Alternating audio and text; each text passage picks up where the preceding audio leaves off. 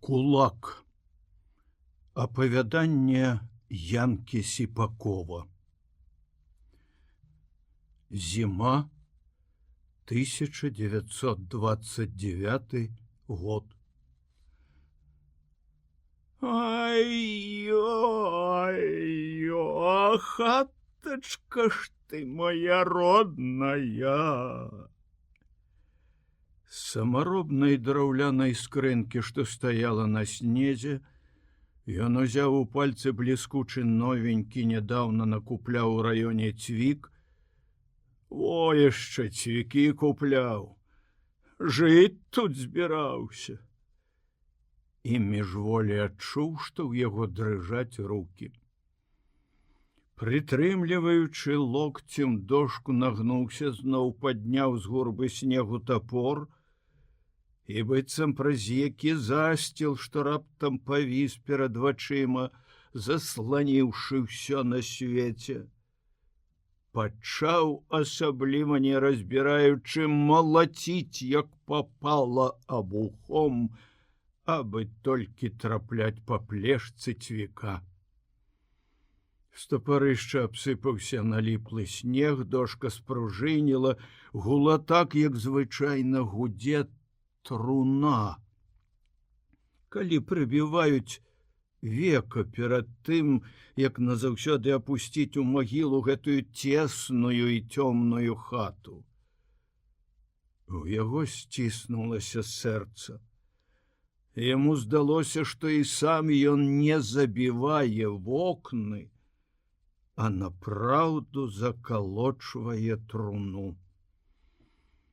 У яго яшчэ болей пацямнела ўваччу, стала горка ў роце, пачало рэзаць у вачах, як усё роўна ў іх сыпануў хто жарствою. Адразу ж, адно пачуўшы грукат, нібы яна толькі і чакала гэтых першых удараў тапара, загаласіла яшчэ гучней, заплакала, як па нябожчыку, жонка. Ай-ой, хатачка ж ты наша родная!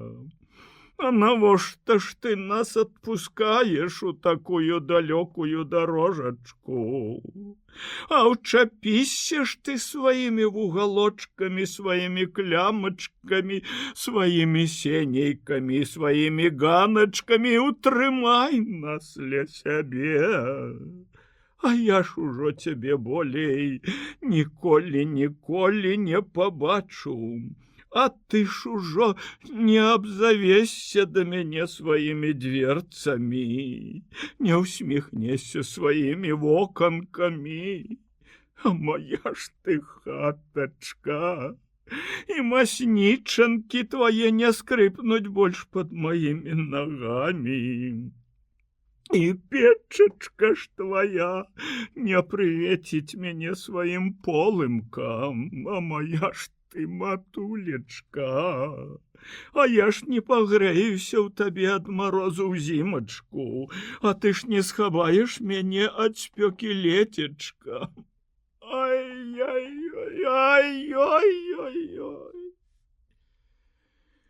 Юстына, як нешта жывое, роднае, абдымала вугал хаты, то гладзіла яго далонямі, то пачынала драпаць кіпцюрамі, то церлася шчокамі, і адной і другой абшаршавыя, грубавата абрэзаныя звонку бёрны. Яна не адчувала, што ёй баліць, што паабдзірала ўжо ўвесь твар, што з цадзін сочыцца кроў, а ўсё церлася і галасіла. Ай-ай-ой-ай-ой, хатачка ж ты моя родная, а як жа я табе радавалася, калі пераступіла твой парожачак, як я табой весялілася, як на цябе ўсё глядзела і нагледзецца ніяк не магла. А ты ж мне была за сябровачку, а ты ж мне была за матулечку. А ты ж мне была за сястрычачку. А на каго ж я цябе, маю гаротніцу, пакідаю? Титу і самому хацелася перавярнуць топор не абухом, а лязом да акна, пасячы, пашчапаць усе дошкі са злосцю, пададраць іх, толькі што прыбітыя ад рамы, але ён разумеў, што перарабіць зараз што-небудзь немагчыма. Дакументы ўжо на руках, усё лішняе, што не возьмеш з сабою ў дарогу, прададзена, грошы на перасяленне атрыманы, а на вуліцы ўжо стаіць трое саней, на якія пагружана ўсё тое, што ён хоча давесці да Сібіры. Засталося толькі прадаць хату, але ён не стаў гэта рабіць наспех.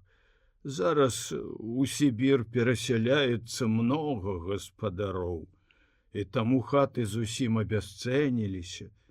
Усюды так і кідаюцца ў вочы аб'явы: з выпадку майго пераезду ў Сібір прадаецца хата. Шкада прадаваць яе за капейкі. Столькі ж працы ўкладзена, можа потым, калі скончыцца перасяленне, яны зноў набяруць цану, ды і савецкая ж улада абяцала памагчы ў продажы. Таму ён папрасіў Васіля, свайго суседа, прыгледзець пакуль за хатаю, а як знойдзецца добры гаспадарлівы пакупец, то і прадаць. Ён толькі прасіў суседа не аддаваць хату якому-небудзь гультаю, свістуну, абібоку, пры якім яна раскрытая і скасабочаная, падгнілая і гаротная, будзе гібець недагледжанаю.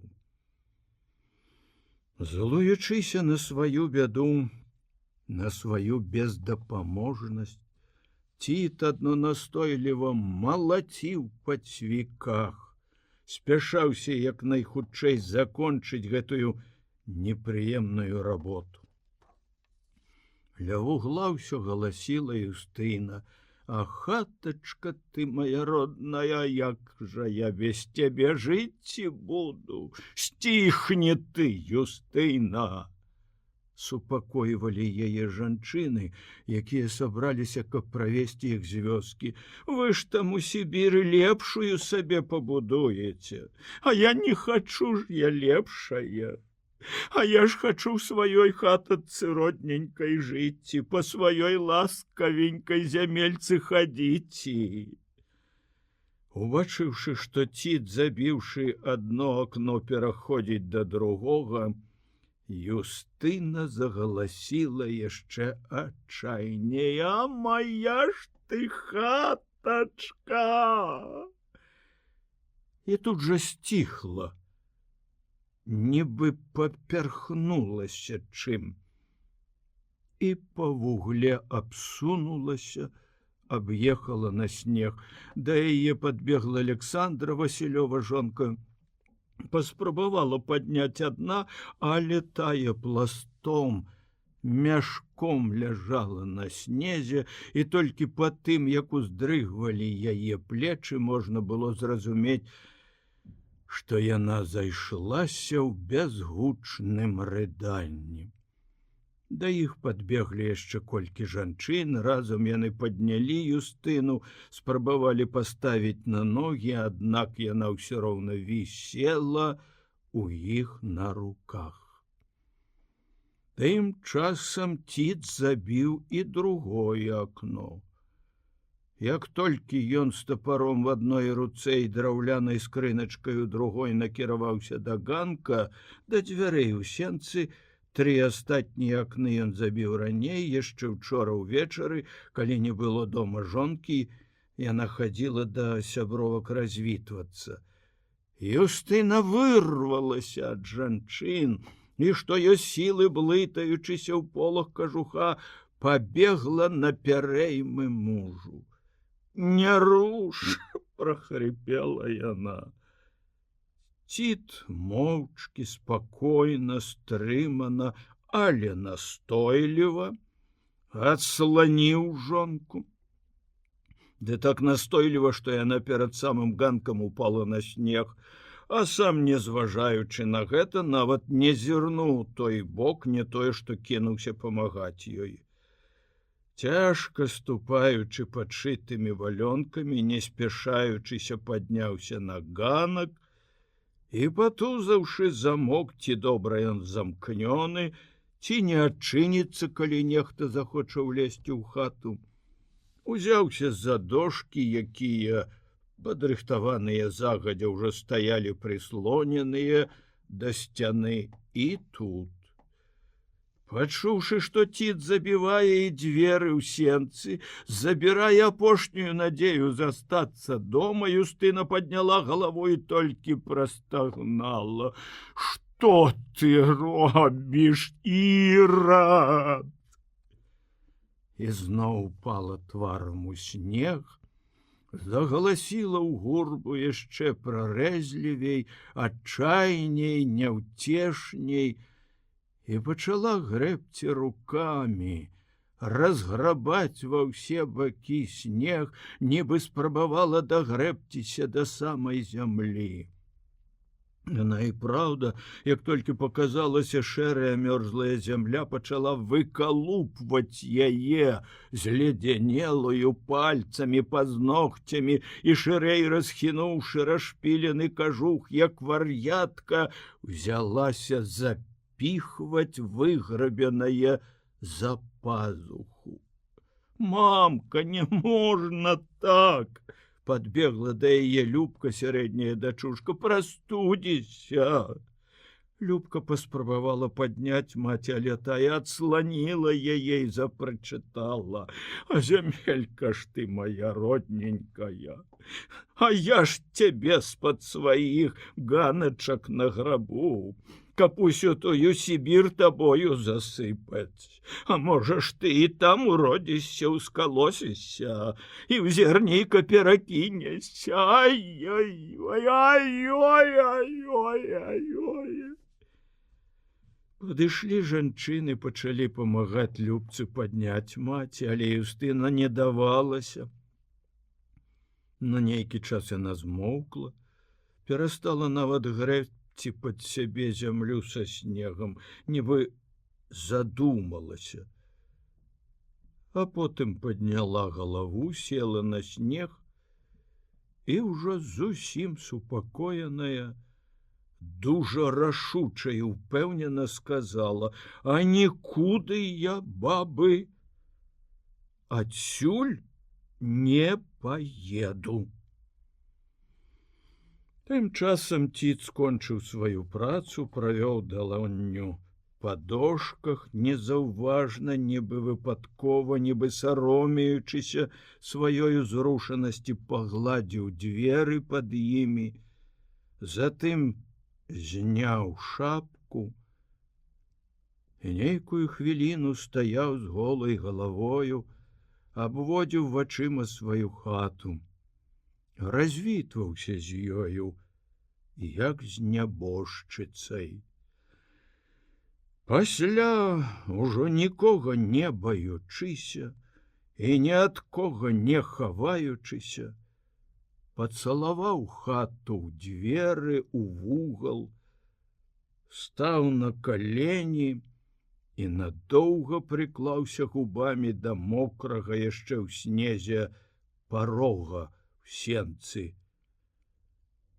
Не спяшаючыся падняўся, рашуча насунуў на галаву шапку, пацягнуў яе за вушы, каб лепей узлезла на галаву. У левую руку ўзяў скрынку з інструментам, куды загадзя паклаў і тапор, падышоў да жонкі, якая ўсё яшчэ сядзела на снезе, моўчкі сачыла за тым, што робіць муж. І цвёрды і моцны, другою вольнаю рукою згроб яе за каўнер кажуха, адным рыўком падняў з гурбы, паставіў на сцежку і так, быццам несучы перад сабою які куль саломы, Юстына дрэнна стаяла на нагах, ледь перабірала валёнкамі па снезе. Пайшоў да веснічак. Ён ішоў павольна, нібыта выпіхваў жонкаю ўсіх вяскоўцаў са свайго двара, і тыя паслухмяна паварочваліся да варот і паціху выходзілі на вуліцу. Юстына зараз не супраціўлялася. Толькі ля самых веснічак яна нібы апамяталася, нібы зразумела, што з ёю робяць, і ўчапілася за шула абедзвюма рукамі, але падышоў старэйшы сын Ягорка, ададраў яе пальцы ад шула, і яна, нібы змірыўшыся зусім, пакорліва пайшла ўжо сама. Не супраціўлялася да самых саней.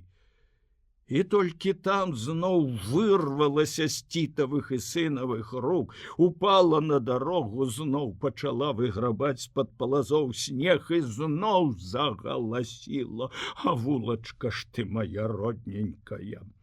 А ты ж болей не падсцелешся пад мае ножачкі! А зямелька ж ты моя даражэнькая! А я ж ужо не ўбачу цябе зялёненькай!»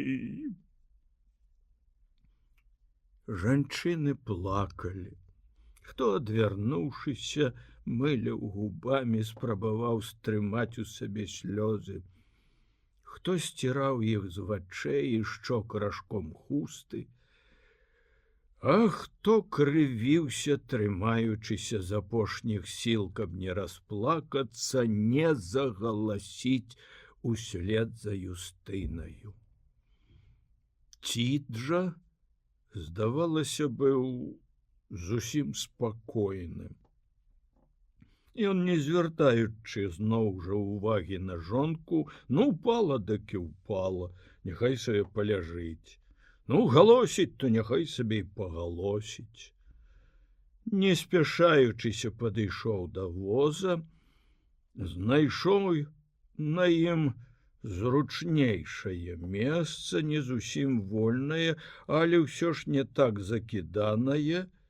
Доўга корпаўся там, пакуль не паставіў надзей на скрынку з інструментам, яшчэ раз пакратаў, ці моцна стаіць, і толькі упэўніўшыся, што яна не выпадзе з саней па дарозе, падышоў да жонкі, якая ўсё яшчэ галасіла, зноў жа адным рыўком падняў яе са снегу і пасадзіў у перадку саней на сена, засланае дзярушкаю. Неяк бяжком, нібы яна баялася спазніцца, да саней падбегла Васілёва Аляксандра, якая ўжо трымала на руках меншенькага сына ворашняў, гадкоў 5 яму ўсяго, нагнулася над Юстынаю, абтрэсла снег з яе кажуха і пасадзіла Трахімку Юстыне на калені. Тая няўцямна, нібы ў сне, абняла сына рукамі, прытуліла да сябе, а сама, як звар'яцелая, астоянымі быццам у мёртвай вачыма, угледзелася ў сваю хату. Яна маўчала і, не міргаючы, глядзела в адну кропку, здаецца, в акно, нібыта старалася нешта ўспомніць ці нешта разгледзець за дошкамі, за зашморгнутаю, чыстаю і белаю фіранкаю. Цід зноў зняў шапку, у пояс пакланіўся сваёй хаце, потым тым жа паклонам пакланіўся людзям, што праводзілі іх, сказаў: «Не памінайце нас, людзі, злом, памінайце нас, людзі, добром. Жыві здаровенькая, кросніца». Надзеў шапку, зашпіліў армяк на ўсе гузікі, Паволі абышоў вакол саней, нібы аглядаючы, ці не забыўся што, і сеў уперадзе побач з жонкаю, але ўжо з другога боку. Азірнуўся, пасачыў, ці ўсе паселі, хто едзе, і толькі тады крануў коней. Загаласілі жанчыны, пабеглі ўслед за санямі, яны махалі рукамі, нешта крычалі, але Цід не чуў іх. Да ўжо і не ўслухоўваўся і не стараўся зразумець, што яны крычаць. Як не дзіўна, маўчала, сядзела як мумія нават і Юстына. Каб нехта ўбачыў усё гэта збоку, мог бы падумаць, што шкадаваць трэба якраз тых, хто застаецца тут, што ўсе нягоды і горасці чакаюць не тых, хто сабраўся ў дарогу, а тых, што бягуць услед за санямі і плачуць. Раніца пачыналася прыгожая. Сонца яшчэ не ўзышло. Зімою, калі і хмар няма, яно паказваецца толькі недзе к абеду, але ў вёсцы было светла, чыста і празрыста. Паабапал вуліцы дрэвы стаялі ў белым інеі. Мусіць, якраз гэты іней, гэтая белізна асвятлялі ўсё навокал. Хаты, вароты, платы і нават сам снег, які ад такой падсветкі ад унутранага святла здаваўся яшчэ бялейшым. Кросніцкая вуліца зімою заўсёды прыгожая, а ў такія дні з інеем і чыстым снегам ён, бывала, любаваўся ёю, калі надаралася вольная часіна, а ўзімку ж не сакрэт, селяніну крыху вальней, чым летам.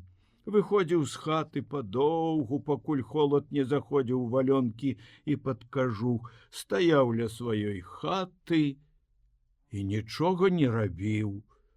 Проста стаяў, глядзеў, маўчаў. Зараз ён на ўсю гэту прыгажосць злаваўся і нават ненавідзеў яе, знарок апускаў вочы долу, каб не бачыць ні самой вуліцы, ні заінялых вакол яе дрэў. Так яны і ехалі. Наперадзе ён з Юстынаю маленькім трахімкам, за імі на другіх санях Ягор з Любкаю, старэйшы сын і сярэдняя дачушка, а ў канцы на апошнім возе сядзелі разам Захарка, Лявон Мукасей, Юзік Туміловіч. Добрыя людзі, якія аджалелі сваіх коней і сваіх саней, каб давесці перасяленца да чыгуначнай станцыі. Праўда, падрадзіліся на гэтую работу яны не адразу і не бясплатна. Захарка і Туміловіч, можа, і са спагады памаглі б, а Мукасей нават і з кросніцы не рыпнуўся б. Трэба яму толькі задзякуй, аж 30 вёрт коня муліць да той станцыі. Цід ужо нікога і нічога не заўважаў на вуліцы. Всё яшчэ як нежывая, ціха і, здаецца, абыякавая да ўсяго, сядзела і Юстына. Людзі выходзілі з хат, стаялі ў дварах і завеснічкамі, кланяліся ім, махалі рукамі і нешта гаварылі. Мусіць, жадалі шчаслівай дарогі. І толькі калі Ворашань убачыў, што ля свае хаты стаіць і Харлам Шрубянёк, і таксама махае рукою, і таксама нешта гаворыць, ён зморшчыўся, як ад чаго дужа кіслага ці горкага, нібы адчуўшыся, трасянуў галавою і ў злосці пачаў сцёбаць коня. Каб толькі хутчэй праехаць і гэтае месца, і гэтага праклятага чалавека, якога ён ненавідзеў усёю душою. Сустрэча са Шрубянком была непрыемная яму. Сэрца, якое дасюль маўчала, як каменнае, ён і не чуў яго ў грудях. зараз затрапяталася, забілася ў неспакоі ў трывозе. Цід зноў бачыў, як прыгожыя, якія прыгожыя заснежаныя хаты, дрэвы, сама вуліца ў Кросніцы. І ён нібыта вось толькі зараз ужо на выездзе з вёскі зразумеў сэнс Юстынінага галашэння. Дык яму ж ужо і напраўду ніколі не пабачыць вось гэтых хат і дрэў, вось гэтай вуліцы і ціту, як і жонцы. Захацелася загаласіць, завыць на ўсю вёску самому. Конь, падагнаны пугаю нейкі час, бег наўскачалі, убачыўшы, што яго болей не трывожаць, зноў перайшоў на звычайную хаду. Тады іх дагнаў Лявон Мукасей. Ворашаня ж уздрыгнуў, калі той, як не над вухам, нечакана закрычаў: «Майго коня, Цід, не сцябай, дарога далёкая, яшчэ, крый Бог, да дыхавіцы загоніш, тады і грошы мне твае не надо будуць», — сказаў і спыніўся ўзбоч дарогі чакаць сваіх саней. Выехалі на поле, і яно было белае-белае і чыстае-чыстае. Снег, што нападаў гэтаю ноччу, не паспеў яшчэ забрудзіцца, на ім апрача толькі дарогі, па якой нехта паспяшаўся праехаць перад імі, не было пакуль ніякіх слядоў. Снег, прыхоплены марозікам, ляжаў белы аж да галубіны. Кожны кусцік у полі і кожнае дрэва ў прысадах стаялі ў пушыстым светлым інеем. І было так ціха і спакойна, і было так прыгожа, што ад усяго гэтага, каб у іншы час, нельга было б адарваць вачэй. Але зараз і поле яго раздражняла. Ён ненавідзеў і поле, азірнуўся на вёску, убачыў ля балота сваё гумно, свой ток, убачыў сваю бярозку, якую сам яшчэ малы пасадзіў прутком ля свае палоскі. Хаты, што стаяла з таго боку вуліцы, не згледзеў, яе засланілі стрэхамі, дрывотнямі ды хлявамі бліжэйшыя двары, але і не ўбачыўшы, ён уявіў яе зараз нямую і сляпую, без людскіх галасоў, з забітымі вокнамі, і ледзь трымаўся, каб не закрычаць ад роспачы: «Зямелька наша родная, ты ж і прыгожая, ты ж і жаданая, ты ж і ласкавая, ты і шчодрая. У цябе ж і снягоў хапаіць, і дажджоў даволі, на табе ж і спёка не страшная, і маразы не смяротныя, і поле тваё мякенькае, і рэчка твоя чыстая, і лес запаслівы, і луг твой увесь у красках. Нашто ж мы пакідаем цябе? Што шукаем у чужых землях? Куды едзем і навошта? Я ж, да прыкладу, любіў цябе ўсё сваё жыццё, і ты сама, адчуваючы маю любоў і ласку, таксама гарнулася да мяне. Дык чаму ж мяне разлучаюць з табой? Дык чаму ж не даюць нам спакойна жыць і работаць на табе? За што здзекуюцца з нас? За што ненавідзяць? За што караюць? За што? За што? Як рэха паўтарыла за ім Юстына. Ён толькі зараз зразумеў, што апошнія словы вымавіў услых.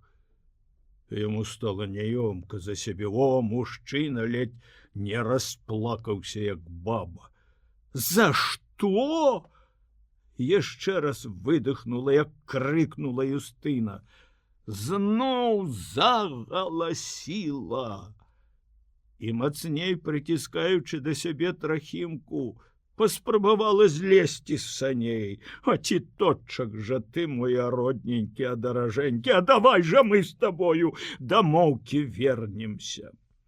Ціт адну руку цяжка паклаў жонцы на плячо, моцна, нібы ўціскаючы Юстыну ў сена, прыціснуў яе да саней, а другою, у якой была пуга, рашуча взмахнуў паветры і без разбору, без пярэдыху пачаў сцёбаць каня.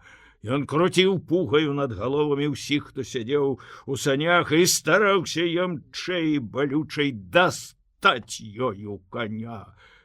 Часам яму здавалася, што гэта не Лявонаў, а ягоны жарабок, але з-за таго ў Ціта не з'яўляліся жаласлівасць і шкадаванне да жывёліны. За ім гнаўся і нешта злосна крычаў Лявон. Вядома ж, лаяўся, што Ціт так б'е каня. Вядома ж, патрабаваў, каб паклаў пугу, каб не сцябаў ягонага стаенніка, ягонага кармільца. Яшчэ ж такая доўгая дарога, а ён так яго гоніць. Мукасей бег услед, стараўся дагнаць пярэднія сані, каб падабраць у Ціта вожкі і пугу, але Ціт, не зважаючы ні на што, ўсё падганяў і падганяў Лявонавага каня, і той, хоць і так ужо бег, як не галопам, пасля кожнага новага ўзмаху пугі аж вылузваўся са збруі за глабель. Астатнія вазы адсталі далёка ззаду, а яны вельмі хутка даімчалі да лесу. У лесе было ціха, аж закладала ад цішыні вушы, і конь пайшоў спакойнай хадою. Азірнуўшыся і апошні раз убачыўшы з лесу ў прагале дарогі за белым полем шэрыя хаты сваёй роднай кросніцы, Ціт ворашань зноў падняў пугу, зноў са злосцю сцебануў коня.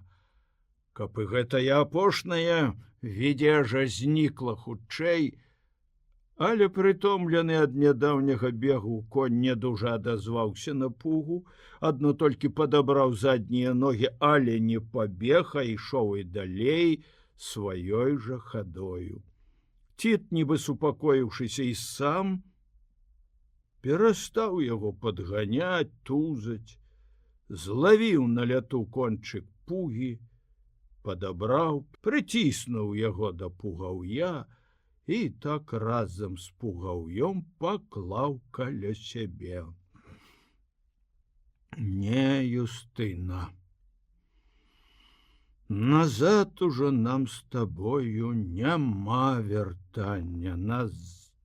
Назадзе ўжо ў нас нічога няма, нічога не асталося. Усё наша, Юстына, толькі наперадзе. Пра тое, што было, забывацца надо. І пра коней, і пра хату, і пра поле. Коней папрадалі, аджалелі. Вонацька, нават растрыгак кросніцкі былы бацюшка Раман купіў. Але я за яго спакойна, у яго сена ёсць. А вот чым будзець карміць майго коня да травы паласаты, шылахвост гэты? Дык я і сам не ведаю. І хату пакінулі з забітымі вокнамі. Не, Юстына, нам пора думаць пра новую хату. У старой нам ужо не жыць. Значыць, Юстына, зараз мы з табою ніхто і нішто. Нас, Юстына, няма. І таго, што ў нас было, ўжо няма, і таго, што яшчэ будзець, таксама няма. Знікнем мы зараз, і ніхто не заўважыць, не парупіцца, дзе ворашні падзяваліся. І адсюль выехалі, і туды не прыехалі. Спярша Ціт і не думаў нікуды выбірацца са сваёй кросніцы. Жыў сумленна, працаваў многа. Бацька, падзяліўшыся, крыху даў зямлі, а астатнюю сам сваім гарбом зарабіў. За свае мазалі прыкупіў. 42 дзесяціны меў. О, гэтая зямля многім у вочы і калола. А у жываглоты залічылі, кулаком абазвалі. Ну, няхай ужо я кулак.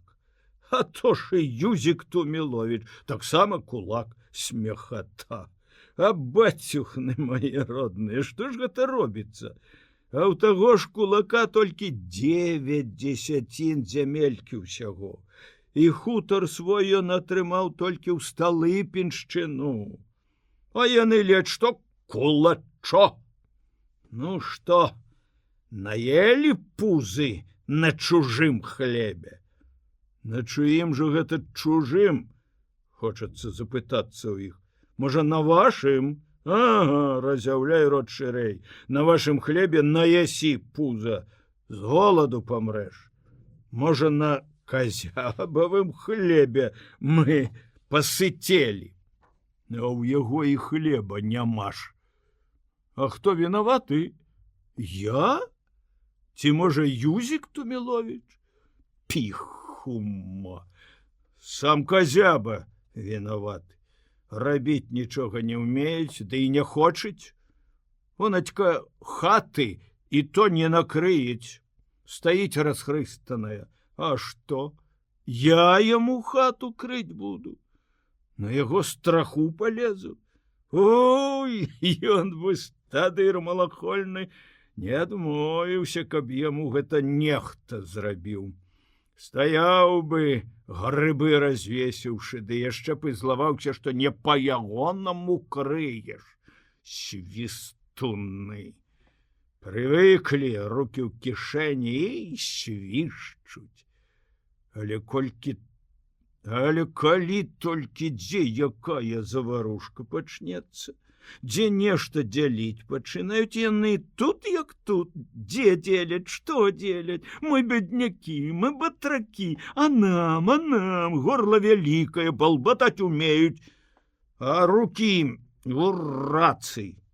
Унацька той жа самы Юзік Туміловіч спрашаюць у сельсавеце у покладам. Чаму гэта мне такі вялікі падатак запісалі? Бо ты багаты. Ты ж у лесе 50 рублёў зарабіў. А чаму гэта вы, вашы гультайскія вялічаствы, не зарабілі, у лес не паехалі? Хто вам не даў зарабіць? Ці унь як я цэлую восень каменне з поля вазіў. Пасмейваліся, дурную работу Ціт робіць. А як я прадаў тое каменне ў горад, эх, заварушыліся. Ціт займеў многа грошай абкласці яго дадатковым падаткам, а то і ўвогуле адабраць усё, што ён за каменне атрымаў. Піхума. А чаму ж вы не звозілі тое каменне? У вас жа зямля ж стогніць ад яго. Дык не, яны, піхума, цэлую зіму ў карты рэжуцца. А Юзік з Цітам працуюць. А дзяліць тое, што Юзік і Ціт зарабілі, пароўну хочуць. І мне дай, і на ўсіх сходах канькаюць нам дай, бо мы беднякі, нас ад падатку вызвалі, бо мы батракі. А мне, вуначка, як і юзіку, толькі падатак набаўляюць. І я быў спытаўся ў поклада, як ён справаздачу ў сельсавеце даваў. Чаму мне за 5 гадоў ні разу не скінулі ні падатку, ні штрахоўкі? Таму што ты кулак, і без гэтага багаты, выскаліўшы гнілыя зубы, зарагатаў той. А яны ўсё мне ў падатак залічылі, нават няўдобіцу, хаця па законе нельга няўдобу нікуды залічаць. А на маю дурную галаву. Дык я б гаспадароў ад падатку вызваляў, бо яны ж працуюць, а на іх гультаёў трайным бы памеры паборы накладаў. А, у вас нічога няма. А чаму няма? Таму што лянуецеся, лынды б'еце, таму і плаціце за гэта. Хто ж вас бясплатна карміць будзець? Маеш зямлю, дык і плаці. Хопіць савецкай уласці гультаёў разводзіць. А яны хочуць, каб ім нехта ўсё на талерацы паднёс. Громаадвода паставіць самі не могуць, піхума. Крычаць: мы боимся грому, гром наш вораг, памажыце нам з ім ваяваць, пастаўце громаадвод. А самі вы чаму не паставіце? Чакаеце, калі Ціт вам паставіць? Усё ім падай, піхума абдэмухі. Улетку не мост стары забраў, пабудавалі новы, а гэты валяецца, гнісці пачаў. То я і забраў яго на дровы, парэзаў, пакалоў, касцёр склаў, прыгожы такі дрывоўнік выйшаў. Дагэтуль ніхто не бачыў таго моста. А тут, як ім вочы хто прадраў, все убачылі. Божа мой, што тут пачалося? Кулак забраў сабе стары мост на дровы, а ў нас ёсць беднякі, якім больш патрэбны апал. Дык што? Я гэты мост павінен быў казябу на двор завесці, а ў яго ж і двара нямашака. А чаму ён сам, скажыце, не разабраў гэты мост, калі ў яго апалу няма? Дык за палена зачэпіцца, а не падымець, гультай гэтакі. І мосту таму ён бы не дадумаўся, як рады даць. А як толькі я парэзаў, усе ўбачылі. Харлам Шарубянок, сапло гэтае, нават у газету напісаў, як кулакі ў кросніцы здзекуюцца з беднякоў. Піхума. Камісія прыязджала.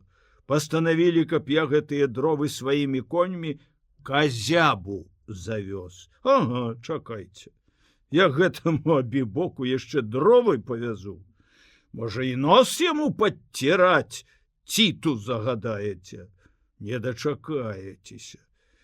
Я той завёз тыя дровы, але за вёску у ямы, там агонь наклаў, всю ноч паліў вогнішча. Суседніх вёсак аж людзі папрыбягалі, думалі, кросніца гарыць. А ў раніцы пайшоў да Шрубянка і кажу яму: схадзі да казябы і перадай свайму другу, няхай мае дровы ў ямах забіраюць, а заадно і коня яму свайго дзеля гэтай справы дай. А дзе ж ён, Шрубянёк, коня таго возьмець? І ў яго ж, як і ў казябы, коня няма. На пячэнні праеў. Во гультаі, во бібокі, апанавалі, абселі сумленных руплівых гаспадароў, што ты і паварушыцца не могуць. Кулачо! Ос кураты няшчасны. Яны ўжо ці бачылі вы іх? Свае патаемныя сходы праводзяць, куды нас не пускаюць. О, піхума! А что это за сакрэты такія ў вас? Юзік вуначка схадзіў быў аднаго разу, пагаварыў з імі. Чаго гэта нас падзяляюць? Мы ж такія, як і вы, все мы аднолькавыя.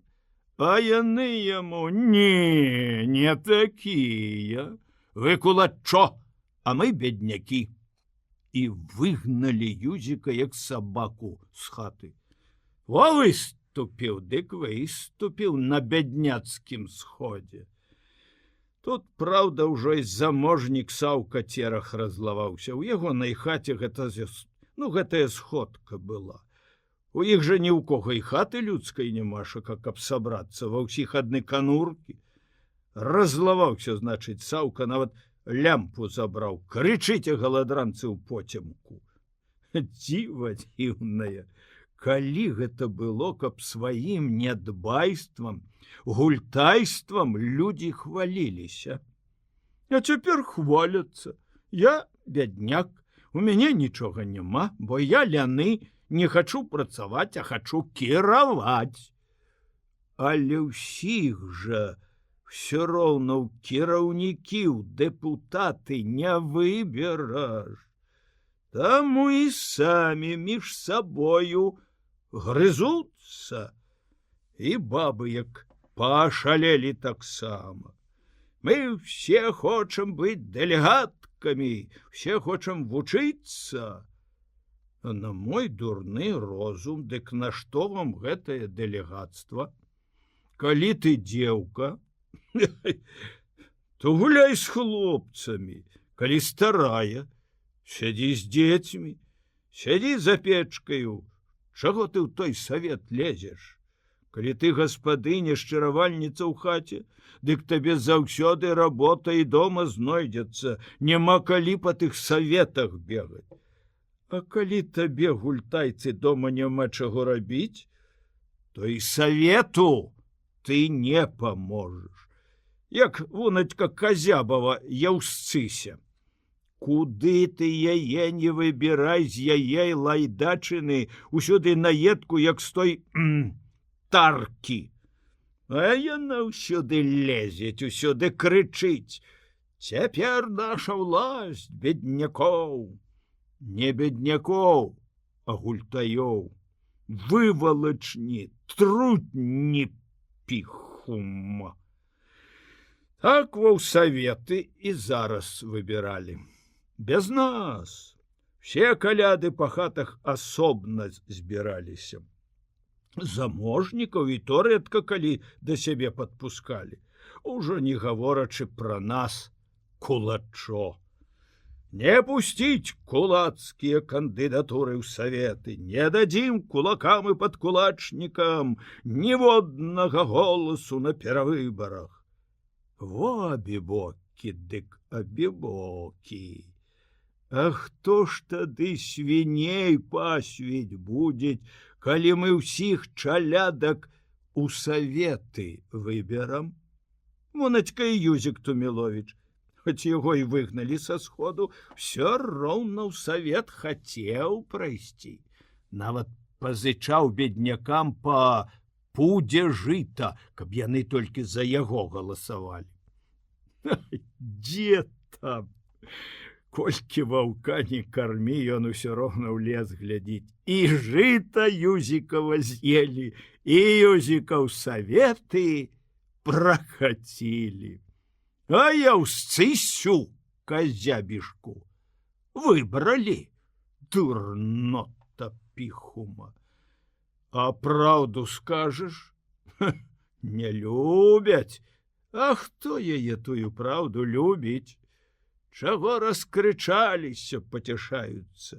Што, жываты забалелі? Ну, пакрычыце, пакрычыце. Можа, і перастануць. Ды і што вам у наших бядняцкіх советах надо? А и правда, что нам там надо? Что мы там забылись? Конечно, мне то ихний совет не надо. Але ўсё ж Еду я неяк з лесу, бачу, людзі спяшаюцца да бубчонкавай хаты. І хатка тая цесненькая, і вокны ў ёй пазамёрзлыя, нічога не відаць, а мне так ужо моташна на душы стала. Мяне ж там у гэтай хаце не чакаюць. Мяне ж туды дайжа не пусцяць. Я адшчапенец, я пазбаўлены голасу, я лішэнец. А які ж я такі праступнік, каб мяне на сход не пускаць? А ў чым я перад зямлёю сваёю правінаваціўся? Ды перад тымі ж самымі беднякамі. Толькі тым, што я працую больш за іх, што як вол свету Божага не бачу за працай? Канешне, я б мог так жыць, як вунацька Аулас доўгі жывець. Устанець, памыецца, прычэшацца, валасінку да валасінкі мокрыя прыложыць, паснедаюць, выйдзець на вуліцу і на сонца глядзіць. А яна ўжо недзе к абеду падкочваецца. Ого, як яшчэ рана, скажыць, і на лаўку гэп, сядзіць. Сенакос не сенакос, жніво не жніво, а ён сядзіць і сядзіць. Таму ўсе свае пожні пакосяць, а ягонае стаіць. Гаспадары чакаюць, пакуль ён скосіць, а пасля па яго траве і хадзіць і ездзіць возьмуцца. Вот тады Аулас і злавацца пачынаюць і судзіцца, вакругу ездзіць. А чаму ты, вырадак, не скасіў сваю пожню, як усе касілі? Божа мой, а чым я вінаваты перад гэтым абібокам доўгім, перад казябам, яго яўсцысяю? А саплош і з-за іх мяне вінаваціць. А каго ён не вінаваціць, гэты сапло? Ой, нават лесніка аббрахаў. Той, ці бачылі вы яго, звязаўся з кулакамі і аддаець сваю сенажаць касіць не беднякам, а кулаку Шаблоўскаму. Але слыш, правда, яго адбрыў. Кажыць, не торкай ты, харлам, свайго носа ў маю дзюрку. Што я з вами галотай займацца буду? Вы ж работать не умеете. Вы, слышь, по маёй сенажаці месяц поўзаць будете. А Шаблоўскі паставіць адразу 10 касцоў, дык яны за один дзень всё і скосяць. Ну і свістуны. Што ты зробіш цяпер, іхняя ўласць? Яна дужа чамусьці за гультаёў заступаецца. Але наедку з гэтага пакуль што няма.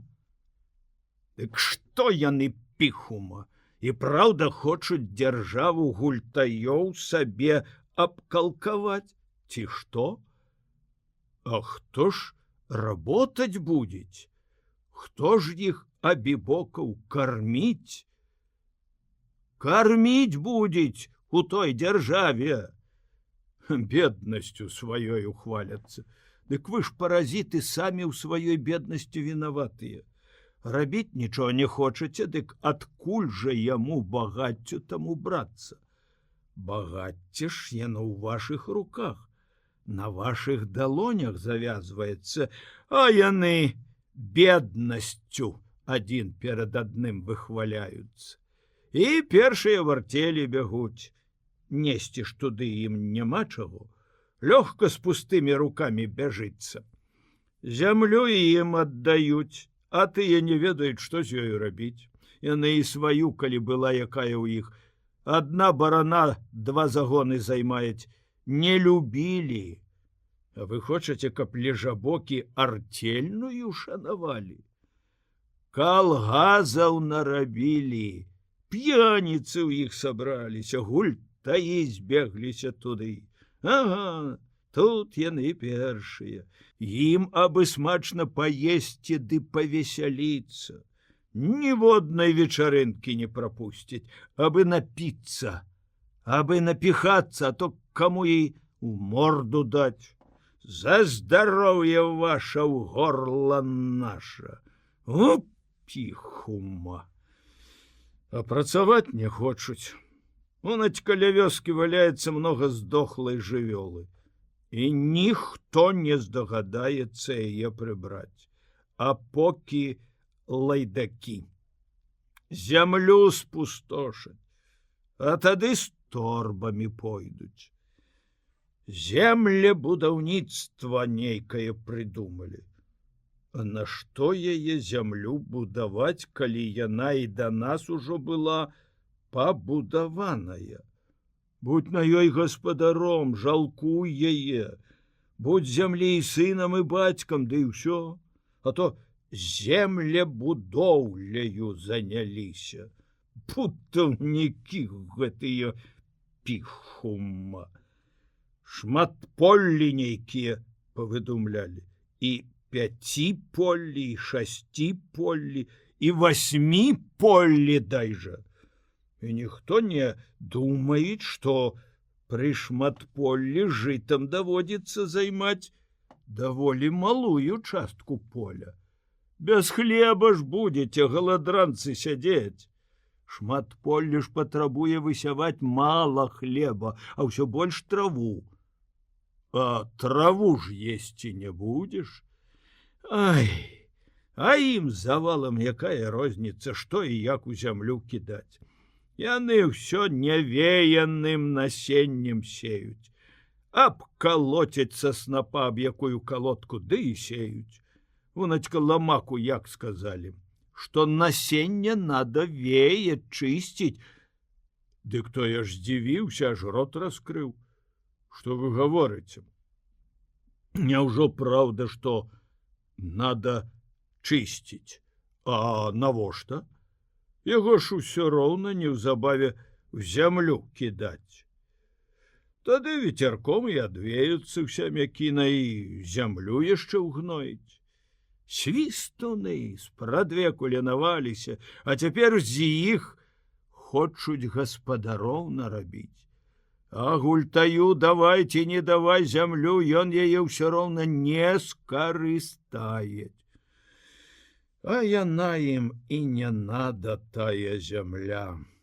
Ім абы яе ў гаспадароў адабраць, каб і ў тых не было, каб і тыя голыя былі, як яны самі. Я не маю, дык і ты не май. У мяне няма, няхай у цябе не будзець. Як кажуць, і сам не гам, і другому не дам. Ой, піхумо. Яны і бедных, хто працаваць хочуць, ненавідзяць. І пакусалі б, здаецца, ад злосці. А як жа, ён іхнюю гайню пакінуў, іхняй кампаніяй пагрэбаваў. Унек Захарка з чырвонай арміяй прыйшоў, бядняк бедняком, а нічога не маюць. Далі яму кавалачак зямлі ў садзе. Ён хатку там маленькую паставіў, і жонка і 2 дзеткамі жывець там робіць, і ўсё стала ў яго неяк палучацца. І сад ён даглядае, і свая зямля ў яго родзіць, і хлеб у яго дзетак ёсць. Бо яны з жонкаю работаюць, як валы, ад цямна да цямна. Не спадабалася гэта гульцяпе. На яго маёнтак паягліліся. У іх свая зямля ёсць, яны яе не засяваюць. А гэту у Захаркі з рук і рвуць. Шрубянок рветь, козяба рветь, абы адабраць. Яна ім не надо, гэта ж абы чалавеку не даць. І сельсавет за імі пайшоў. Сымон поклад аддаў свістунам Захаркаву зямлю. Цяпер яны ўжо Захарку з хаты гоняць. Хата ж ужо ягоная выходзіць, на чужой зямлі стаіць. А Юрку казака дык увогуле спалілі. Не спадабалася, што той таксама працаваць стаў. За палку пад страху і ўсё свішчы, як і мы. А на маю думку, дык сельсавет не можыць адабраць зямлі. Это толькі суд можыць. Калектывамі хваляцца. А што ў тых калектывах? Ураджай горшы, чым у гаспадароў. Дзе ім цягацца? Упацька сяляне даследчыкі па 120 пудоў з гектара жыта ўзялі. А яны і тое, што вырасцілі, убраць у час не змаглі. Авёс не ўвесь, праўда, лишь многа засталося пад снегам. Бульбу выбіралі позна, як маразы ўжо трашчалі. Ды і таму, што ўбралі, рады не далі. Работнікі піхума збожжа ў стайню сыпалі. Дошкі паклалі проста на зямлю і сыпалі. Збожжа сагрэлася, сапрэла, сплеснявела, скарэла у адну цвёрдую, як камень, пліту. Рыдлёўкамі потым секлі гэтую пліту, а навошта? Каб перакінуць у другі сыпнік, які яшчэ больш непрыстасаваны пад зерне быў. Там яно і зусім дайшло. Тады і раздалі гэтыя камлышкі членам артелі. А што рабілі з імі калгазнікі? Адзін Бог святы ведае. Іх жа свінні і то наўрад ці кінуліся б есці. Гаспадары піхума! Жыта напалову з'елі мышы, віка пагніла. А яны, як узяліся малаціць, дык да самага чэрвеня, амаль да новага жніва малацілі. Пуня раскрытая, гумно таксама, і зерне, і сена, якое туды складаюць, гніець. Ім накрыць бы іх хутчэй. А яны замест гэтага скотны двор пераносяць, які пакуль што і на старым месцы пастаяў бы. Не, як няма гаспадара, дык і парадку не будзець. А яны толькі курсы ўсё ладзяць, ўсё вучацца. А чаму яны там вучацца? Смеху варта. Як правільна карміць кароў, як правільна даіць іх. Не, часам і яны нешта разумнае могуць прыдумаць, як вунацька Страецкім умайваннем. На Тройцу ж столькі бярозак высякаецца. Кожны ж ля сваіх варот хоча дрэўца паставіць. Ён і сам жалкаваў, што столькі лесу ідзець на гэты май. А яны его прыдумалі. Далоў забабоны, замест высякання бярозак пасадкаю лесу будзем займацца. Хаця ў іх нічога з гэтага не получыцца. Прыдумаць то яны прыдумалі, а работаць не хочуць. Ой, не хочуць піхума. Уні Харлам Шрубянок. Рабіць нічога не хочуць, а ўсё ведаюць. Всё, ну ўсё ўсім указвае. Да ўсяго яму дзела ёсціка, ва ўсе дзіркі шчэміцца. А сам жа гультай гультаём. Бацькаву гаспадарку разбурыў і бацьку самога з хаты выгнаў. Той ходзіць па хатах, есці просіць у чужых людзей. Актывіст піхума, партеец. Хоць і бацька, кажуць, несумленна гэтую зямлю нажыў, але ўсё ж, кажуць, што яшчэ за царом ён у карчме ў стайках быў. А тут нейкі заезджы купец у карчму зазірнуў. На яго п'яныя мужыкі напалі, біць яго ўзяліся, а ў купца кашалёк, туга-туга напакаваны, вываліўся. Харламаў бацька яго хуценька схапіў і, пакуль ніхто не бачыў, уцёк. Вось за тыя грошы, што былі ў кашальку, ён тады купіў зямлю. А гэты дурань всё спусціў, што бацька нажыў. Зараз у яго ні зямлі, ні хаты людскай, а клок няўдобіцы, што астаўся, не родзіць. Будынкі разваліліся, поле пустое, жонка і 3 дзетак сядзяць без хлеба. Калі людзі ў полі, Харлам цэлымі днямі сядзіць то ў сельсавеце, то ў кааперацыі, то з тростачкаю ходзіць па вёсцы. Начальніка з сябе корчыць, па судах сведкаю ходзіць, можа, за каго хочаш пасведчыць. Ідзець у суд, і ніхто не знает, за каго ён сведчыць будзе.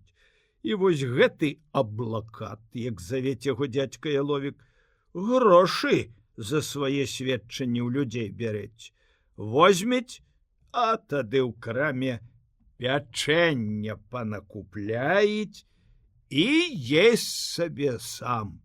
З кішэні дастаець і есть, а дзецям, якія галодныя сядзяць, не занясець. Пакуль всё не паесть нелюдь, дамоў не пойдзець. Працаваць Харлам не хочуць, а ўсё парадкі наводзіць. А сам жа дезертир. Ён жа з чырвонай арміі ўцёк, як туга прыйшлося на фронце. Латышскі полк злавіў. Вайсковы трыбунал быў, паслалі яго на нарыхтоўку дроў у лес. Во пра гэта ён маўчыць, толькі выкручваецца. Я, маўляў, тады быў дома, бо быў нейкі упаўнаважаны. Злодзей піхумо! Знаем мы такіх упаўнаважаных. І пра тое, як у дзядзькі Яловіка сала краў, таксама маўчыць. І пра тое, як дзіця сваё задушыў, не гаворыць. Дзядзька Яловік кажуць, што Харлам нядобры чалавек, бо работаць не хочуць. Яловіка ўсё работаю вымяраецца. Хочуць работаць, добры чалавек, не хочуць, дрэнны. Не хочуць Харлам работаць. Ой, не хочуць. А ўсім пагражаюць, страшыць усіх, што ён селькар, адвакатам самазваным заделаўся, гультай. Свістун піхума, праведнік. Ой, нягоднік ты, а не праведнік, селькар называецца. Пра ўсё пішыць. А чаму ж ты, гніда, не напісаў, як у сельсавеце муку дзялілі? Хто сядзіць без хлеба, таму далі па 5 хунтаў, а старшыня сельсавета, поклад твой, і сакратар па пудзе сабе ўзялі. Дык чаму ж ты, калі за праўду стаіш, не напісаў пра гэта? А таму што яны і табе, праведніку, паўпуда далі, аблакат чортаў. Ці чаму б табе, актывісту, не напісаць, скажам, у газету, як камісія сельсавета, у якую уваходзіў і ты, перапісвала жыўнасць у гаспадароў. Гаспадароў. Як заможнік Стульба схаваў Парсюка пад печ, а Найдовіч свінню камору замкнуў. Камісія гэтага не заўважыла. І ты, актывіст, таксама не заўважыў, хоць і ведаў. Ведаў і маўчаў, бо заможнікі вам гарэлкі паабяцалі паставіць. І паставілі. А ў іншых, дык ты ўсё бачыш. Уні Шабуню да турмы давёў, і гаспадарку яго разбурыў, і ягоных дзяцей змей без хлеба і без хаты пакінуў. А чым жа ён табе не спадабаўся, гэты Шабуня? Жыў чалавек спакойна, нікому не замінаў, усё сваім гарбом нажываў. Дык жа неяк прычапілася гэтае сапло, усё цяўкала і цяўкала, усё брахала і брахала, усё цапела і сапела, пакуль у турму чалавека не ўпіхнула. А тады супакоілася, а то ўсё не так. То брэскай зямлі яго страшыць, то батракоў яму ў вочы торкаіць, то, ці бачыце, яму не падабаецца, што Шабуня плаціць абкладання аж 300 рублёў, а ён толькі 17. Усё пісаў, усё сялькарыў, як ён толькі не падпісваўся ў газетах. І Хомка косы, і неўгамонны, і савецкае вока, і нават сябра. Во мярзотнік, а? Сябра гэтакі Шабуню знайшоўся. Ух, каб ты адубеў, ну што, лягчэй табе стала, сябра, калі Шабуню ні за што пасадзіў. А ты знаеш, лягчэй. Ёсць жа такія людзі, якія радуюцца, якім дужа добра робіцца, калі другім дрэнна. Калі нехта шчаслівы побач ёсціка, яны цярпець не могуць, іх і круціць і ламаюць, нібы ад нейкай хваробы, а як напаскудзяць чалавеку, зламаюць яму жыццё, адразу весялеюць, самі ад шчасця аж захліпаюцца. Харлам з такіх, бачце, і шабунявых дзетак не пашкадаваў. Значыць, сядзіць Шабуня па шрубянковым даносе. А на гаспадарцы жонка адна асталася, слабая, змардаваная, хворая на сухоты. Як ёй з тою гаспадаркаю без мужчыны справіцца? А тут яшчэ все свінні паздыхалі, пошасць на іх нейкая найшла. Ці ты сваіх ледзь адратаваў? Чума, кажуць, навалілася. Свінні не ядуць, кашляюць, і рвота ў іх паяўляецца, яны зарываюцца ў посціл і здыхаюць.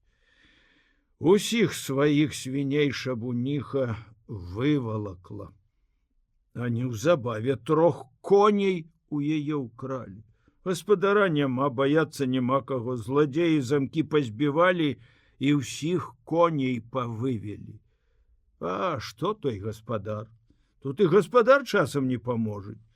А што он толку, што ты гаспадар, што ў цябе замкі і завалы ёсціка? І ў цябе ж самога карову ўкралі. Была ў полі якраз праз зямлю. Ну, як праз зямлю правалілась. Хоць і прыкметная дужа была, у яе ж рог збіты і 5 цыцак, але так нідзе і не знайшлі. Я неяк перажыў, а Шабуніха ўпала ў адчай. Муж у турме, сама хворая, а сапло ходзіць, ды яшчэ страшыць, пасміхаецца. Скоро мы твою зямлю, твае харомы беднякам аддадзім. Пажыла ты, цяпер няхай яны пажывуць. Тут Шабуніха і ашалела. Ох, каб маю хату ды аддалі гэтай гальцяпе, гультаям гэтым, не будзе такога.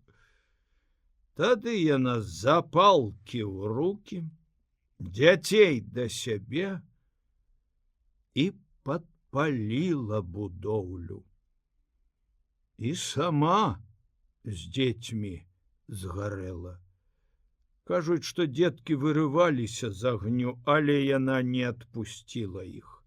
Толькі большенькі, мацнейшы крыху, вырваўся і ў акно выскачыў. А 4 разам з ёю згарэла. Во злавалася Шабуніха. Дык злавалася. Давялі вот такія харламы, такія шрубянкі. Яны каго хочаш давядуць. І яе ж яшчэ мёртвую, ведаеш, вінавацяць потым. Яна, маўляў, знарок падпаліла сваю хату, каб пагарэлі суседзі-беднякі. Яно і праўда, 6 бядняцкіх гаспадарак ля шабуневага селішча полымя як языком злізала. Але ж я не думаю, што яна хацела іх падпаліць. Свая хата ёй ненавіснаю ж стала. А на пажары яшчэ адна бяда здарылася. Хоць са спазненнем, але на пажар прыехала пажарная дружына, а ёю кіраваў Марка Плешка. Хоць пра нябожчыкаў дрэнна і не гавораць, але ж гэта быў свістун са свістуноў. Таксама ж селькар, такі ж пісун, як і шрубянок. Ваду сюды, ваду туды, бегаюць, крычыць. А тут і Будай на пажар, як знарок, з тапаром прыйшоў. А Будай заможнік, ці, як гэтыя шэльмы лічаць, кулачо. Яго гаспадарцы пагражала абрэзка лішняй зямлі. Тады ён хуценька разводзіцца з жонкаю. У іх получаюцца ўжо 2 гаспадаркі, і ім замест абрэзкі патрэбна дарэзка. Вось тут Плешка са шрубянком і ўзяліся за Будаем. Фіктыўны развод, фіктыўны развод, развод на паперы, развод на паперы. Беднага Будая ледь да турмы не давялі.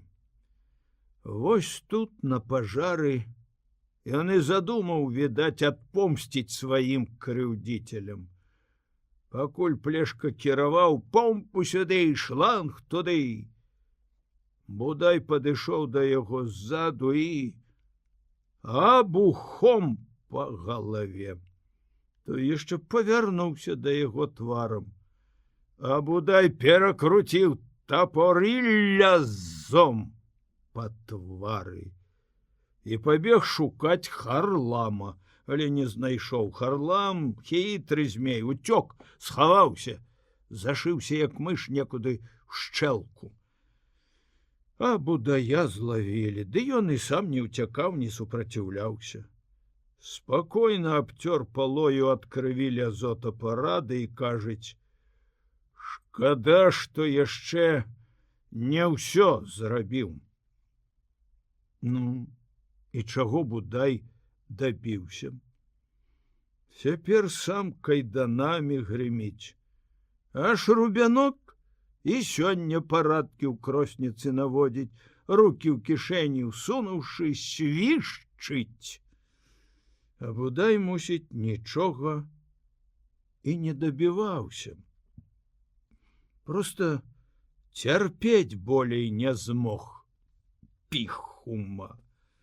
Крычаць: тэрор, тэрор. Онь Бохан сваіх сабак у сваім двары трымае не на прывязі. Тэрор. Кулак Бохан хочуць пакусаць беднякоў злымі сабакамі. Смеху варта. А які ж гэта, ці чуеце, тэрор, калі гэта ўсяго толькі абарона? Свістуны, абібокі, гультаі крыўдзяць шчырых гаспадароў, якія ўсё сваё жыццё толькі тое ведалі, што рабілі, а здачы ім і не думай даваць. Дзяржава за іх заступаецца. Боже мой, што гэта толькі і робіцца ў тваім свеце? Кажуць, што неўзабаве ўсіх гаспадароў агулам у калектыўныя гаспадаркі сілаю заганяць будуць, як жывёлу ў хлеў. Дык гэта ж, піхума, прыгон будзець.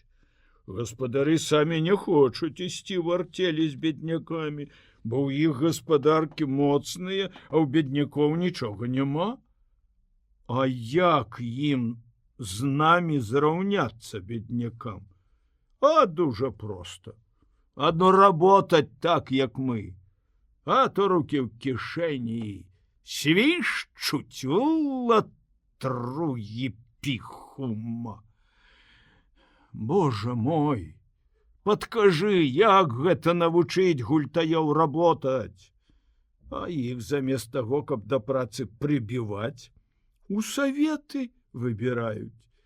Ой, насаветяць абібокі ў тых саветах, ой, насаветяць. Яны ўжо і так абленаваліся, не прывядзі ты го, не прывядзі ты, Божа. Унацька летась піянеры палолі бядняцкія палоскі. Чакайце, а чаму піянеры палолі? А яны самі што ў гэты час рабілі? А нічога сабе не рабілі, гулялі, рукі ў кішэні і свісталі. О, бейдалы, латругі, гультаі! Толькі ўсё з зямлі просяць, з той, што ў іх ёсць, не ведаюць, што рабіць, а ім яшчэ дай. Уні паласаты просіць. Бедняк, у яго ж толькі 6 дзесяцін. А што і тую ён спустошыў, нікога не чапаюць. Лекарам зрабіўся. На ваду шэпчыць. За бутэльку нашаптанай вады бутэльку гарэлкі бярэць, а зямля быльнягом крапівою зарасла. Тады ён такому ж самому п'яніцу, як і сам, у арэнду яе здаў. І той ёй рады зноў не можа даць, карову пасець і ўсё. А паласаты яшчэ зямлі просіць. І што ты думаеш? Яму? Дадуць, ён жа бядняк. У цябе адрэжуць, а яму піхума. Дадуць, да надзеляць малазямельнага. І так ужо наразаць гультаям чужую зямлю ўзяліся, што каморнікаў не хапаюць. Ходзяць у акругу і канькаюць, кожны для сваёй вёскі землямера выпрошваюць. А паколькі гаспадароў да ўлады не падпускаюць, дурноты многа робіцца, ой, многа дурноты. Унь у чэрвені курсы для сялян зрабілі. Паздурнелі вы, ці што? Улетку, калі столькі работы, курсы, а зімою што вы рабілі? У карты зіму прайгралі. А цяпер жа і папар надо араць, і да сенакосу рыхтавацца, і будавацца. Лета ўвогуле не для курсаў, а для працы, а яны курсы. Не, такое могуць прыдумаць толькі тыя, што ніколі на зямлі толкам не рабілі, а то ўзялі раптам усе жорны, пасабралі, звезлі пад Шрубянкову хату, пад вугал пазлажылі. А тыя, у каго засталіся, Шрубянок сам апячатаў, ліст паперы на бечаю прыклеіў. Не чапаць без мяне, не малоць у жорнах. Чаму? На што? Хто прыдумаў? Аказваецца, Яўсцыся Казябова прыдумала. Оказывается, каб культурными быть.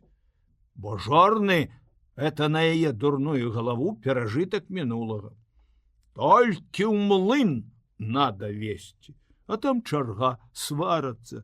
Да и так бывает, приедет господар молоть, а ў млыне дроў няма ни полена.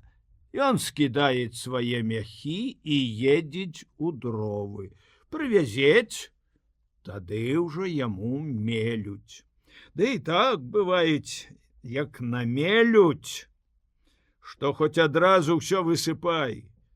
Калі млынару лапатачкі не дасім, то свиньями пояси.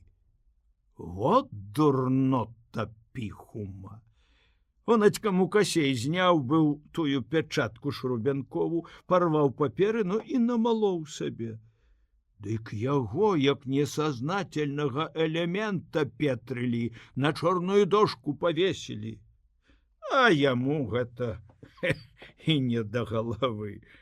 Лявон жа чытаць дайжа не ўмеюць. Кажуць, во, што і артелі знарок прыдумалі, каб і хлеб і жывёлу ў гаспадароў забраць. Што сабе забяруць, а што і гультаям параздадуць.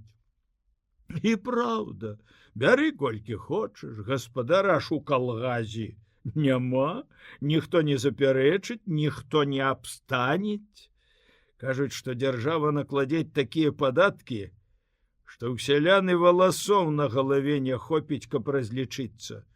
Будуць забіраць усё, а сяляне за адны палачкі працаваць будуць дзень і ноч. Не, прымус ніколі к дабру не прыводзіў.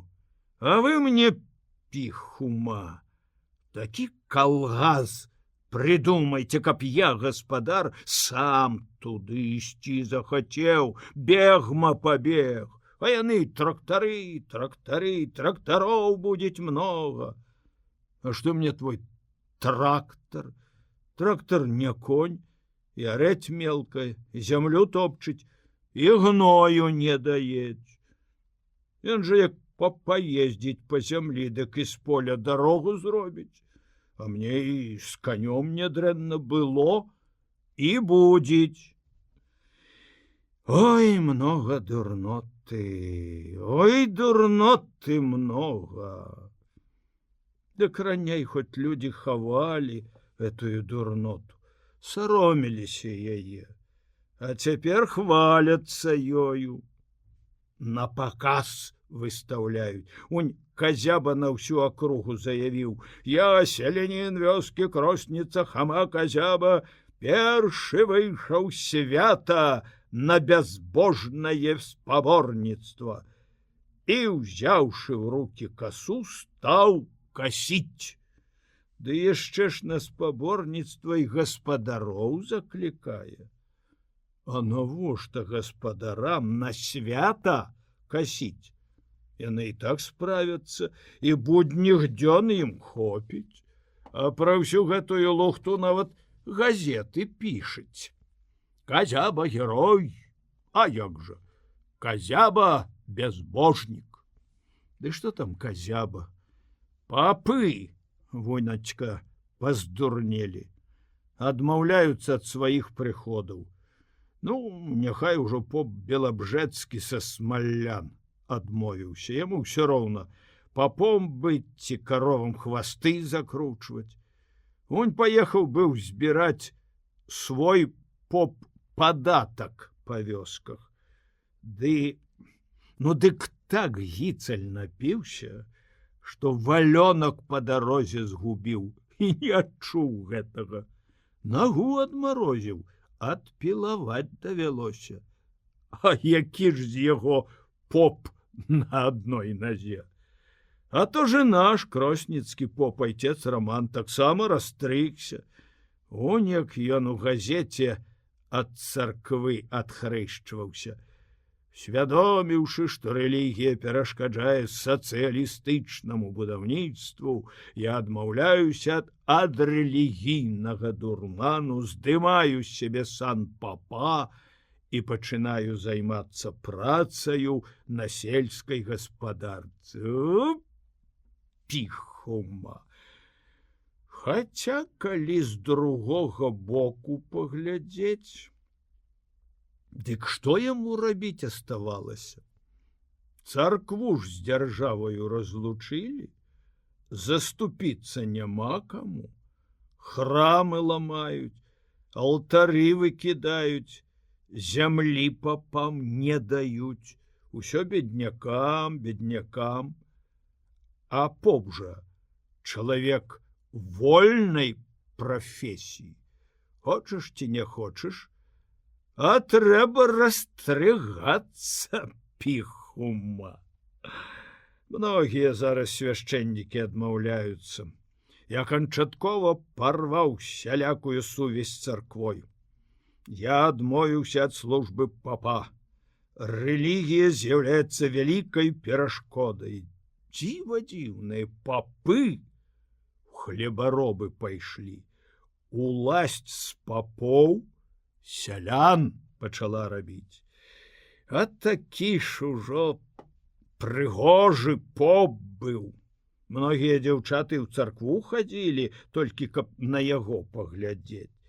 Бабы парадзіхі не праміналі ніводнай службы, каб адно найца рамана наглядзецца. Уні Юстына, як трахімкам хадзіла, гаварыла бабам, а я ў царкве ўсё гляджу і гляджу на нашага бацюшку.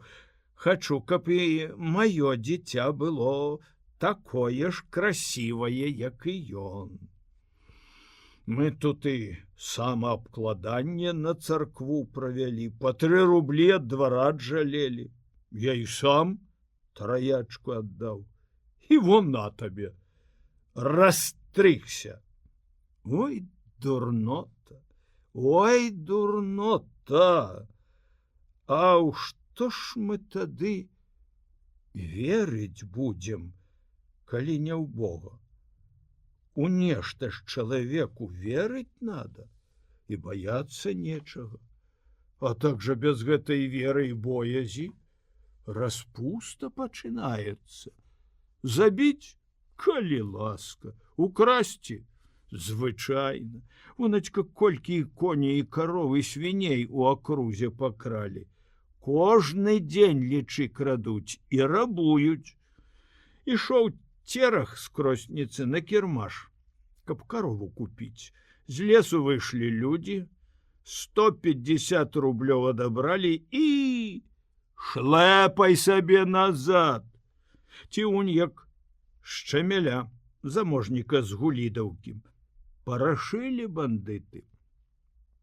Дазналіся, што ў яго грошы ў хаце ёсць, і за нейкіх 300 рублёў усю сям'ю пастралялі. Батрачка ноччу убачыла, што па двары нехта ходзіць. Разбудзіла гаспадара, той выйшаў. Яны распыталі, хто яшчэ ў хаце ёсціка, тады абрэз да вуха, і ўсё. І ў хаце ўсіх пастралялі, і дзяцей, і дарослых, а батрачка пад ложак схавалася, стрэлілі і туды. Гаспадар праўду расказаў, хто ёсць у хаце. А тады выцягнулі яе і галавой аб мост. Усе гатовы. Падпалілі хату і пайшлі. А дзеўка жывая была, выпаўзла з хаты. Там яшчэ дзіця плакала, жывое таксама асталося. Але яна яго не ўзяла з сабою, побаялася, што і яе даб'юць. Так і згарэла дзіцё. Во што значыць ні ўва што не верыць, ні ў Бога, ні ў чорта. Разбэсціліся без Бога, распусціліся. Ніякага стрыму на іх няма, ніякага хамута. Байструкоў, піхума, панастругалі, а аліменты плаціць не хочуць. А як прыціснуць, тады яны, як вужакі, круцяцца. А бывае, ці жанчыну і сваё ж дзіця забіваюць, абы толькі аліменты не плаціць. Душаць абаіх, у калодзеж кідаюць. Вон і Шурубянок, кажуць, задушыў сваю 4-месячную дачку, якую ён прыжыў, Мар'і Буткевіч. І выкруціўся. Запалохаў Мар'ю. Дык тая і змаўчала. Гэта ж страшна. Гэта ж крывапіўцы. Задушыць сваё дзіця, ну, няхай сабе і незаконнае. Вампіры, магільнікі, як кацянят не магу утапіць, а яны дзяцей душаць. А унь Аксеня са Стаўроў На ігрышчы абліла Палагею карболкай. Не падзялілі кавалера. Дык та і аслепла. Во да чаго мы дажыліся без Бога. Во, што вы, адмовіўшыся ад царквы, нарабілі, растрыгі няшчасныя. І ўсё гэта басота давяла людзей да такога жыцця. Хлеб вязуць прадаваць сяляне. Заградзительныя атрады ці адбяруць, ці назад вернуць. А як перакупшчыкі едуць, ніхто іх і не пытае, ніхто іх і не спыняець.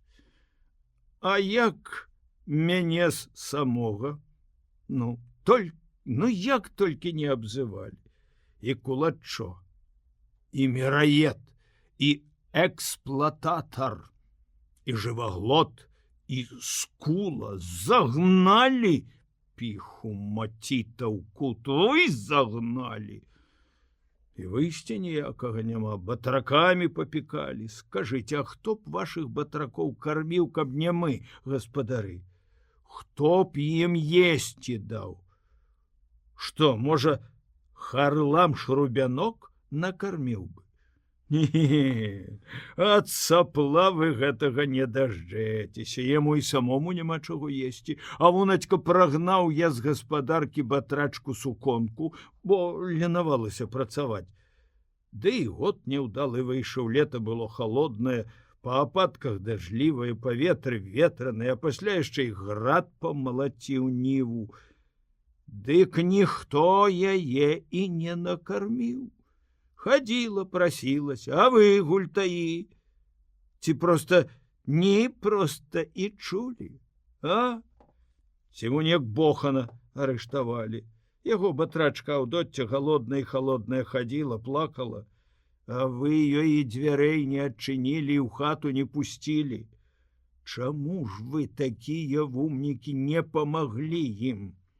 Дык не, чакайце, калі Ціт паможыць, калі Ціт накорміць. Бачыце, калі Ціт з Вохадам не накормяць, то ніхто і скіпкі хлеба не дасць беднякам. Канешне, я чалавек жаласлівы, як вярнулася Суконка. Я пакінуў яе ў сябе, няхай есць, не збяднею. І не таму пакінуў, што яна гаспадарцы нада была, а таму, што ёй няма куды дзецца. Але ж колькі мне Харлам у вочы торкаў за тых батракоў. Ой, гэты Шрубянок, папсаваў ён піхума мне крыві, многа папсаваў. Век буду помніць, не забудуся. А тут яшчэ стаіце рукамі, дабрадзей махаець, а? Не, Юстына, няма нам куды варочацца. Нацярпеліся мы там, куды ты вярнуцца хочаш. І што крыўдна, чым лепш і больш стараўся працаваць, тым горш было. Дык а можа, увогуле гэтай уласці не падабаецца? Калі чалавек добра працуець. Можа, ёй якраз не трэба, каб людзі працавалі. Дык а што гэта тады за ўласць такая, калі яна адных гультаёў плодзіць? Які ж тады мёд будзець, калі ў вульні адны трутні астануцца? А ў нашым вуллі дужа ж ужо многа трутняў сабралася, і ўсіх іх аберагаюць. Унь, Казябу і Шарубянка нават на курорт пасылалі. У Лівадзію актывісты ездзілі. Пераработаліся піхума, стаміліся, спрацаваліся абібокі, ручкі-ножкі навярэдзілі. Не, гаспадара яны не пашлють. А вот такого горлопана и со сметника достануть, обчистють, обмыють и ў царскі палат завязуть. Поживи, харлам, у охвотку отпочни. Раней цар у белоснежной ванне мыўся, а теперь козяба там свае мошчы полошчыць.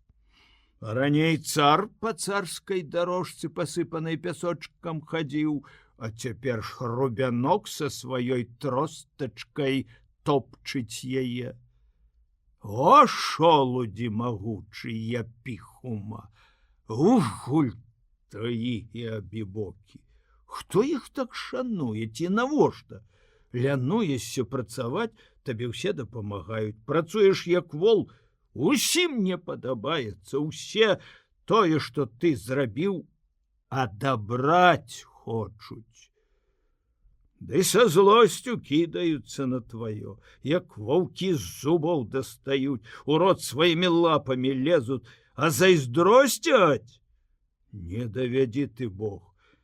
Унацька, як выцягнулі ў мяне ваўкі 4 падсвінкаў і свінню матку з хлява. Ну і што? Што хлеў хорошы быў, што запораў много. Запоры не для ваўкоў, падкапаліся яны пад сцяной, выцягнулі. Дык Шрубянок з козябам цэлы тыдзень ад радасці самагонку пілі. Нарэшце і ваўкі зразумелі, каго раскулачваць надо, а? І мне нідзе пажаліцца не давалі. Ты ж багаты.